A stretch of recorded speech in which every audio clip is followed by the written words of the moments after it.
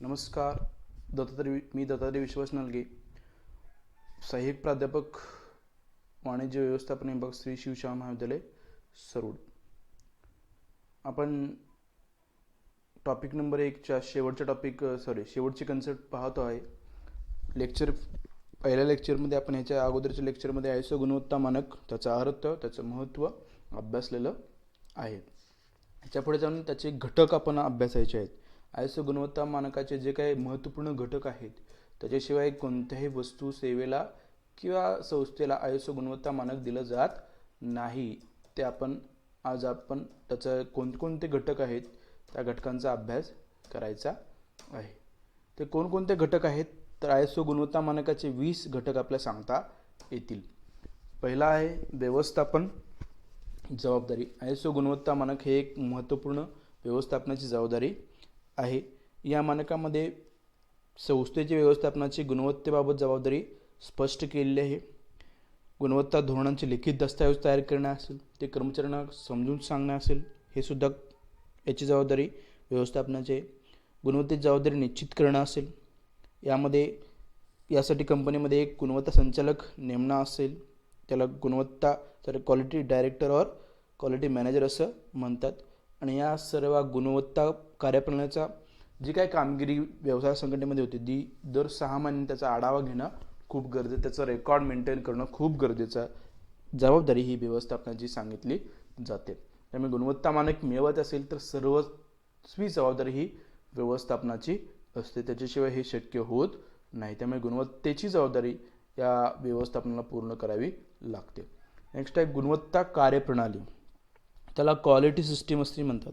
या मानकानुसार कंपनीने आपली गुणवत्ता कार्यप्रणाली ही धोरणे, कार्यपद्धती, कार्यसूचना या स्वरूपात स्पष्ट केली पाहिजे. लक्षात घ्या, म्हणजे धोरणं काय आहेत, कार्यपद्धती कशा प्रकारचे आहेत आणि सूचना काय आहेत, ह्या गुणवत्तेविषयी हे स्पष्ट असणं गरजेचं आहे.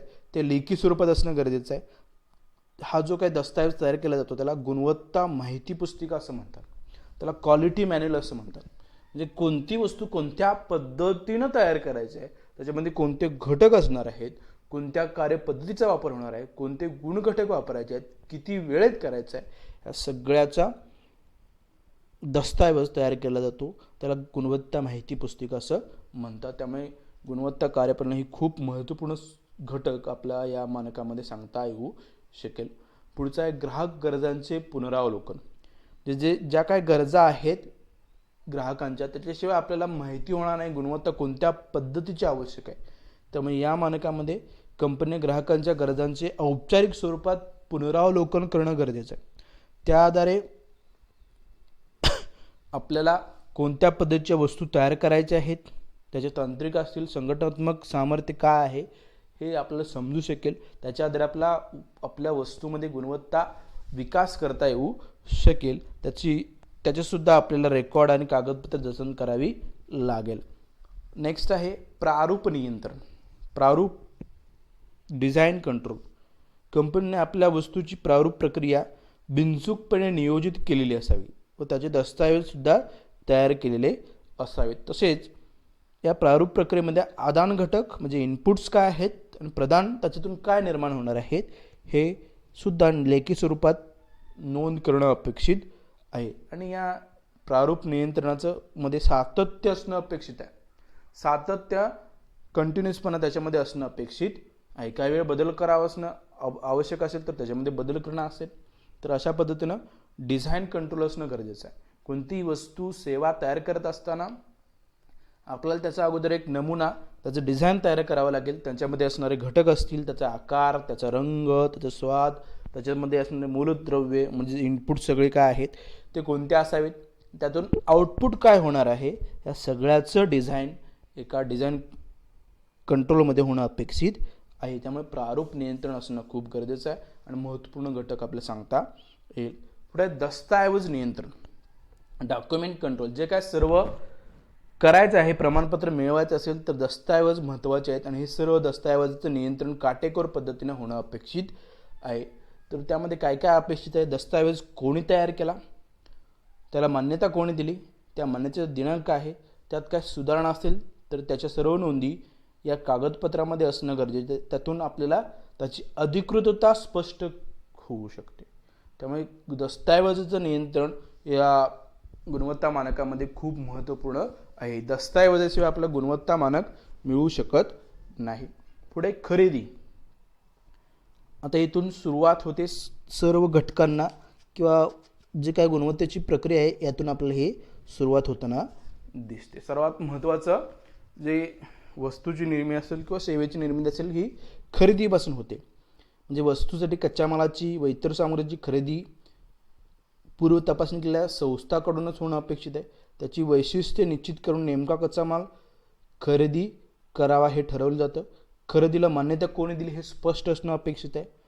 तसेच कच्च्या मालाची व सामग्रीची तपासणी करण्याची मुभा ग्राहकाला असणं या प्रक्रियेमध्ये खूप आवश्यक आहे. त्यामुळे जी काही खरेदी प्रक्रिया आहे ती गुणवत्तापूर्ण पद्धतीचीच असणं अपेक्षित आहे.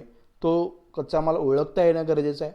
तो कच्चा माल शोधता येणं गरजेचं आहे. ते पुढे जाऊन आपण अभ्यासायचं आहे. त्यामुळे हा खरेदी घटक खूप महत्त्वपूर्ण आहे. पुढे जाऊन सामग्रीचे रक्षण. जे काय खरेदी केलेला सामग्री आहे म्हणजे कच्चा माल असेल किंवा इतर सामग्री आहे आपण एका वेळी त्याचा वापर करू शकत नाही. त्यामुळे जतन करणं खूप गरजेचं आहे. त्याचं संरक्षण करणं खूप गरजेचं आहे. तर गुणवत्ता मानक मिळवत असेल तर कच्चा माल व इतर सामग्रीचे शास्त्रशुद्ध पद्धतीने जतन व रक्षण करणं गरजेचं आहे. अशा पद्धतीने रक्षण करायचं आहे की ती सामग्री आपल्याला सहजरित्या ओळखणं गरजेचं आहे. त्याचं वर्गीकरण त्याची मांडणी सहज असावी की आपल्याला सहज ते ओळखता येईल कोणती वस्तू आहे, कोणती प्रक्रियेतील वस्तू आपल्याला ती आहे ती ओळखता येऊ शकते. त्याचबरोबर त्याची मूळ गुणवत्ता नष्ट होता कामा नये अशा पद्धतीचं रक्षण आणि जतन आपल्या सामग्रीचं करावं लागेल. तर अशा पद्धतीने सामग्रीचं रक्षण हे खूप महत्त्वपूर्ण घटक या प्रक्रियेमध्ये सांगता येईल. पुढे जाऊन सामग्री ओळख व शोध. जे काही सामग्री आपण वापरतोय ती प्रत्येक टप्प्यावरती प्रत्येक अवस्थेमध्ये ओळखता येणं गरजेचं आहे. सहजपणे ओळखता येईल अशा प्रकारची सामग्री आपल्याला असणं अपेक्षित आहे. उत्पादन प्रक्रियेतील कच्चा माल कोणत्याही अवस्थेमध्ये सहजपणे ओळखता आला पाहिजे. तसेच त्या कच्च्या मालाचा शोध घेतल्यास तो उत्पादन प्रक्रियेमध्ये सापडणे आवश्यक आहे.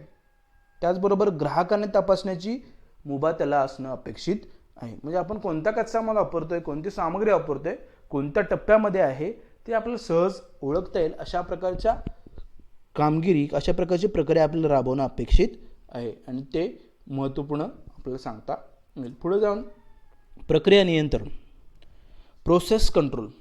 या मानकामध्ये प्रक्रियेतील सर्व क्रिया उपक्रिया निश्चित व पूर्वनिर्धारित असावेत. म्हणजे अगोदरच त्याचं नियोजन केलेलं असावे. कोणती क्रिया वापरायची आहे, कोणती उपक्रिया वापरायची आहे हे अगोदरच निर्धारित केलेलं असावं. त्यावर लिखित दस्तावेज असावेत. प्रक्रिया उपकरणे व कर्मचारी हे अपेक्षित गुणवत्ता राखण्यासाठी समर्थ असावेत.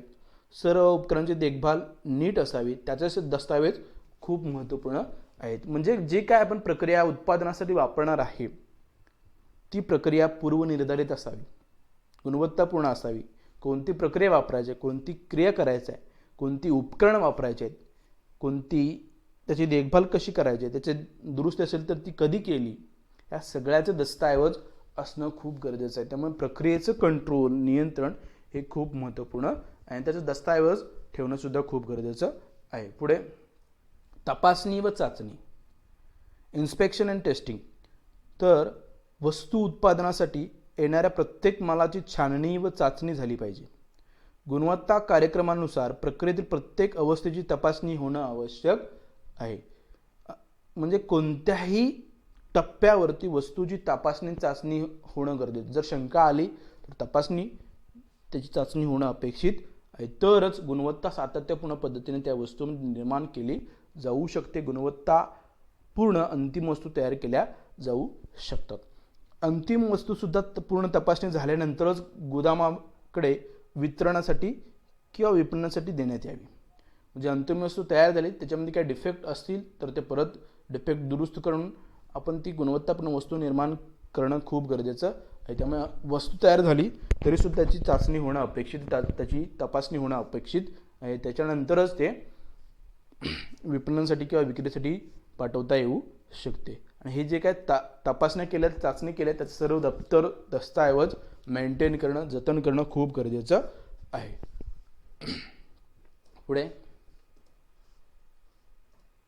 पुढचा घटक आहे तपासणी व चाचणीची उपकरणे. तर तपासणीची व चाचणीची सर्व उपकरणे प्रमाणित व कार्यरत असावीत. आंतरराष्ट्रीय पातळीवर ही उपकरणे परिचित व ज्ञात असावीत. त्याबाबत सर्व दप्तर व दस्तऐवज तपासणीसाठी उपलब्ध ठेवण्यात यावीत. म्हणजे काय, तपासणीची आणि चाचणीची उपकरणे वापरतोय ही सुरू असावीत आणि प्रमाणित असावीत, आणि ही आंतरराष्ट्रीय किंवा जागतिक पातळीवरती मान्य असणारी अशी उपकरणे आपण तपासणीसाठी वापरणं अपेक्षित आहे, आणि त्याचे दस्तऐवज सुद्धा ठेवणं अपेक्षित आहे. पुढे तपासणीची व चाचणीची स्थिती. वस्तूची तपासणी व चाचणी केल्याबद्दल नोंदी असावेत. त्याबाबत योग्य ते शेरे असावेत. वस्तू गुणवत्तेच्या दृष्टीने स्वीकृत किंवा अस्वीकृत असे स्पष्टपणे नोंदवणे आवश्यक आहे. जे काय चाचणी केली, जे काय तपासणी केली असेल प्रत्येक वेळी, प्रत्येक टप्प्यामध्ये वस्तूची, ती योग्य पद्धतीची असणं गरजेचं. त्याची स्थिती, त्याची तपासणी कधी केल्या, कोणत्या वेळी केली, त्याची नोंद असावी. त्याबाबत योग्य शेऱ्या असावेत. वस्तू चांगली आहे, वाईट आहे, कशी असेल तशी त्याची नोंद त्याच्यामध्ये असणं अपेक्षित आहे. ती स्वीकृत आहे, अस्वीकृत आहे, ते स्पष्टपणे नोंदवणे त्या प्रत्येक कागदपत्रामध्ये हे खूप महत्त्वाचे आहे. पुढे आहे असंगत मालाचे नियंत्रण. Control of non conformant product. पूर्वनिर्धारित गुणवत्तेशी जुळत नसलेल्या म्हणजेच असंगत मालाचा वापर होत नाही किंवा वस्तूमध्ये अंतर्भूत होत नाही हे पाहण्यात यावे. म्हणजे वस्तू गुणवत्तापूर्ण व्हायच्या असेल तर गुणवत्तेशी मिळत नसलेल्या, जुळत नसलेल्या म्हणजेच असंगत माल कोणता आहे. जर तो वापर होत नसेल तर हे खूप चांगलं आहे, परंतु होत असेल तर त्याच्यावरती नियंत्रण होणं अपेक्षित आहे. तर असा असंगत माल प्रक्रियेमध्ये वापरला जाऊ नये यासाठी त्याच्यावरती नियंत्रण असणं अपेक्षित आहे. अशा असंगत मालाची नीट योग्य पद्धतीने विल्हेवाट लावण्यात यावी. त्यासोबत संगत मालाची ओळख, तपासणी, कागदपत्रे, मूल्यमापन इत्यादीबाबत दस्तावेज तयार करून ते जतन करणं खूप गरजेचं आहे. त्यामुळे असंगत माल कोणत्याही प्रकारचा प्रक्रियेमध्ये वापरला जाऊ नये हे काळजी घेणं खूप गरजेचं, त्याचं नियंत्रण करणं खूप गरजेचं आहे. पुढे जाऊन सुधारात्मक योजना. कंपनीमध्ये गुणवत्ता कार्यप्रणालीचे सातत्याने पुनरावलोकन करून त्यात सुधारणा केल्या पाहिजेत. कार्यप्रणालीमधील उणिवा, चुका अथवा दोष लक्षात आल्यानंतर त्यासाठी सुधारात्मक उपाय किंवा योजना तयार करण्यात यावी.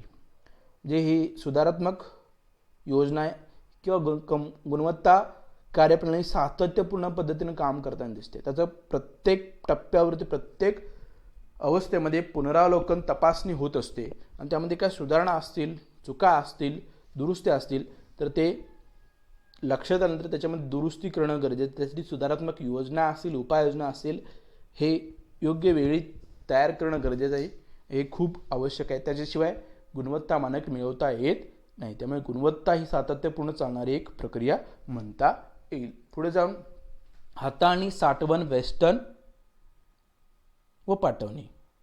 जर चुकीच झाले तिथं हाताळणी, साठवण, वेस्टर्न व पाठवणी आहे. अंतिम वस्तूची हाताळणी, साठवण, वेस्टर्न व पाठवणी या सर्व क्रियांसाठी कार्यपद्धती विहित म्हणजेच पूर्वनियोजित केलेली असावी. त्या कार्यपद्धतीचे योग्य स्वरूपात दस्तऐवज केलेले असावेत. तयार वस्तूत कोणत्याही प्रकारचे नुकसान होता कामा नये. म्हणजे जे काय वस्तू तयार केलेल्या आहेत, अंतिम वस्तू, त्याची साठवण असेल, त्याची हाताळणी असेल, त्याचं वेस्टर्न असेल म्हणजे पॅकेजिंग असेल, आणि त्याची पाठवणी असेल विक्रीसाठी, हे सर्व पद्धतीनं चांगल्या पद्धतीनं राखणं अपेक्षित आहे. कोणत्या पद्धती वापरतोय, कोणत्या प्रक्रियेवर वापरतोय हे त्याची नोंद असणं अपेक्षित, त्याचं दस्तऐवज असणं अपेक्षित आहे. पुढे गुणवत्ता दप्तर, क्वालिटी रेकॉर्ड्स. गुणवत्ता कार्यप्रणालीच्या सर्व क्रियांचे व बाबींचे दप्तर जतन करणे आवश्यक आहे. हे दप्तर किती कालावधीसाठी जतन करावे हे ठरवण्यात आलेले नाही. वस्तूचा उपयोगाचा कालावधी अथवा त्याचे आयुर्मान आधारभूत म्हणून हा कालावधी ठरवण्यात यावा. गुणवत्ता कार्यप्रणालीमध्ये किंवा गुणवत्तेमध्ये जे काय दप्तर जतन केलं जातं, जे काय दस्तऐवज जतन केले जातात ते जतन करणं खूप आवश्यक आहे. आणि हे किती कालावधीसाठी करायचं हे कोणत्याही नियमामध्ये नाही, परंतु एक ठराविक कालावधी ठरवणं खूप गरजेचं आहे. हा कालावधी कसा ठरवावा, म्हणजे वस्तूचा उपयोग किती आहे किंवा त्याचं आयुर्मान काय आहे हे आधारभूत मानून या कालावधीसाठी हे दप्तर जतन करून ठेवणं खूप गरजेचं आहे. तर अशा पद्धतीने क्वालिटी रेकॉर्ड मेंटेन करणं हे खूप महत्त्वपूर्ण आहे. त्याच्या आधारेच आपल्याला वस्तूच्या गुणवत्तेविषयी किंवा गुणवत्ता प्रमाणपत्र मिळवता येऊ शकतं. नेक्स्ट आहे अंतर्गत गुणवत्ता परीक्षण, इंटरनल क्वालिटी ऑडिट. तर यामध्ये काय केलं जातं, कंपनी निर्धारित केलेली धोरणे, कार्यपद्धती, कार्यसूचना नीट व पूर्णपणे पाळल्या जात आहेत याचे परीक्षण करण्यात यावे. दर 3 अथवा 6 महिन्यांनी हे परीक्षण करण्यात यावे. त्याबाबत सर्व कागदपत्रे, दप्तर व दस्तऐवज जतन करण्यात यावीत. म्हणजे अंतर्गत गुणवत्ता परीक्षण हे वेळोवेळी होणं अपेक्षित आहे, जेणेकरून आपल्याला त्याच्यामध्ये काही शंका असतील, दुरुस्ती असतील तर त्या वेळीच करता येऊ शकतात. त्यामुळे अंतर्गत गुणवत्ता परीक्षण हे खूप महत्त्वपूर्ण आहे. ते 3 महिन्यांनी किंवा 6 महिन्यांनी करण्यात यावे. पुढे प्रशिक्षण, ट्रेनिंग. वस्तूच्या गुणवत्तेवर प्रभाव टाकणाऱ्या सर्वांना प्रशिक्षण देण्याची व्यवस्था या प्रक्रियेमध्ये करण्यात यावी. प्रशिक्षणाचे कार्यक्रम आयोजित करून त्याचे दस्तऐवज, कागदपत्रे तयार केली जावीत. या प्रशिक्षणाचे सातत्याने पुनरावलोकन करून त्यात सुधारणा करणे आवश्यक आहे.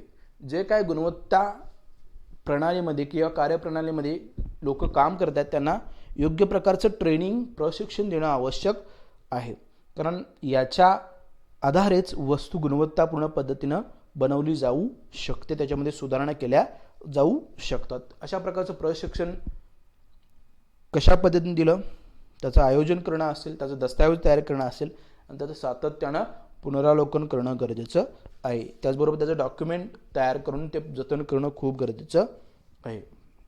त्याच्यानंतर विक्री पश्चात सेवा. एकदा वस्तूची विक्री झाली की त्याच्या आणि आपला संबंध संपला असं होत नाही. तर गुणवत्ता मानक मिळवत असेल तर विक्री पश्चात सेवासुद्धा आपल्याला तेवढ्याच चांगल्या प्रतीच्या असणं अपेक्षित आहे, गुणवत्तापूर्ण पद्धतीच्या असणं अपेक्षित आहे.